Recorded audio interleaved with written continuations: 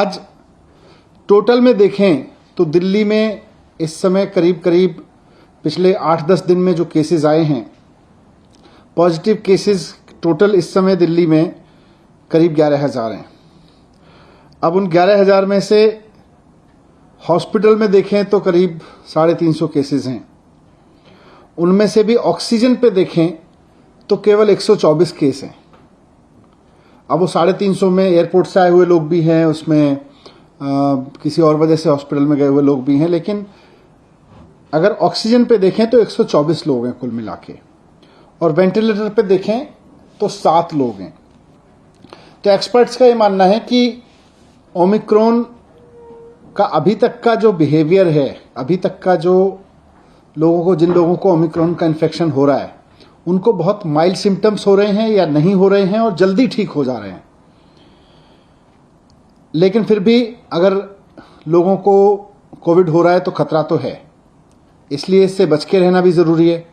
और बच के रहने का सबसे बढ़िया तरीका है कि हम पूरी तरह से सेफ्टी रखें, हमेशा मास्क लगाएं बाहर निकले तो, और जब भी भीड़ भाड़ में रहें तो मास्क लगा के रहें।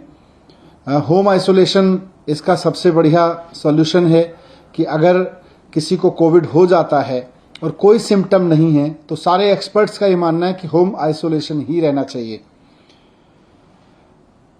हॉस्पिटल केवल तभी जाएं जब आपकी ऑक्सीजन लेवल लगातार डिप हो रही हो या आपको कोई परेशानी हो, तो आज भी एक्सपर्ट्स ने यही बात दोहराई। लेकिन बढ़ते हुए केसेस को देखते हुए सरकार भी इस बात को लेकर चिंतित है कि ये बहुत तेजी से ना फैले। इसको जितना नियंत्रित किया जा सके, क्योंकि इसकी कोई डायरेक्ट दवाई तो है नहीं, तो इसको जितना हम नियंत्रित कर सकें, इसके बढ़ने की स्पीड को जितना हम नियंत्रित कर सकें, उतना हम इसको ठीक से मैनेज कर सकते हैं।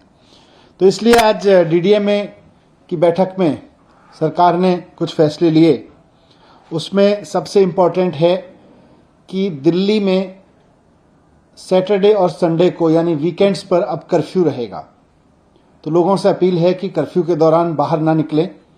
बहुत ज़रूरी होने पर हॉस्पिटल या कोई बहुत एसेंशियल ज़रूरत पर ही बाहर निकलें, लेकिन सैटरडे संडे को कर्फ्यू का पालन करें, घर में रहें, वर्क फ्रॉम होम करें या परिवार के साथ बैठें। दूसरा, केसेस ना बढ़ें, इसलिए ये भी फैसला लिया गया कि जितने भी गवर्नमेंट ऑफिसेज हैं उनमें एसेंशियल सर्विस वाले ऑफिसेज को छोड़कर सबको अभी दफ्तर आने से मना किया जाएगा और केवल ऑनलाइन या वर्क फ्रॉम होम कराया जाएगा। तो government offices work from home mode पे रहेंगे या ऑनलाइन मोड पे रहेंगे। प्राइवेट ऑफिसेज को 50% अलाउ किया जाएगा, वो 50% कैपेसिटी ऑफलाइन रखें और 50% ऑनलाइन या वर्क फ्रॉम होम रखें। एक और समस्या अभी पिछले दिनों में आ रही थी कि जो हमारे बस स्टॉप्स हैं दिल्ली में, लोग क्योंकि किसी न किसी काम से बाहर निकल ही रहे हैं, तो जो बस अड्डे हैं, बस स्टॉप्स हैं, बस स्टैंड हैं छोटे छोटे, और जो मेट्रो के स्टेशंस हैं, वो सुपर स्प्रेडर बनने का खतरा आ रहा था, क्योंकि आधी संख्या कर दी गई थी मेट्रो में कैपेसिटी की और साथ साथ बसेस में भी कैपेसिटी की, वो आधी कर दी गई थी संख्या, और उसकी वजह से मेट्रो स्टेशंस पर बहुत लंबी लंबी लाइनें लग रही थी, बस स्टॉप्स पर बहुत लंबी लंबी लाइन लग रही थी, वहाँ भीड़ हो रही थी, कई जगह भीड़ अनियंत्रित भी हुई, और ऐसे में कोरोना ओमिक्रॉन जो है वो सुपर स्प्रेड हो सकता है वहाँ से। इसलिए इसको देखते हुए ये भी फैसला लिया गया कि बसें और मेट्रो पूरी कैपेसिटी पे चलेंगी, लेकिन एक भी व्यक्ति को बिना मास्क के अंदर अलाउ नहीं किया जाएगा। तो अगर आप बस में जा रहे हैं या मेट्रो में जा रहे हैं तो बिना मास्क के आपको किसी भी कीमत पर अलाउ नहीं किया जाएगा। ना सिर्फ चढ़ना बल्कि वहाँ यात्रा करना भी अलाउ नहीं होगा। लेकिन बस और मेट्रो अब फुल कैपेसिटी पे चलेंगे, ये भी डिसीजन लिया गया। एक बार फिर से मैं कहूँगा कि घबराएं नहीं, घबराने की ज़रूरत नहीं है।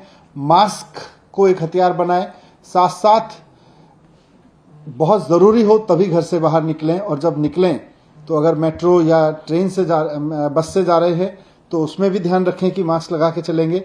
लेकिन सैटरडे संडे पूरी तरह से कर्फ्यू रहेगा। सर, कर्फ्यू रात में और दिन में उसको थोड़ा सा बता दें? नहीं, रात में तो लगातार चल रहा है, ये दिन में भी रहेगा। और इसमें एसेंशियल सर्विसेज के लिए किन किन कैटेगरी को आप लोग? एसेंशियल सर्विसेज पहले से पिछले 2 साल से लगभग चल रहा है, तो खाने से लेके और मेडिकल से लेके और पुलिस और इस तरह की जितनी भी चीज़ें हैं एसेंशियल सर्विस में, इमरजेंसी सर्विसेज में, फूड आइटम्स, सब्जी और ये सब को नहीं रोका जाएगा।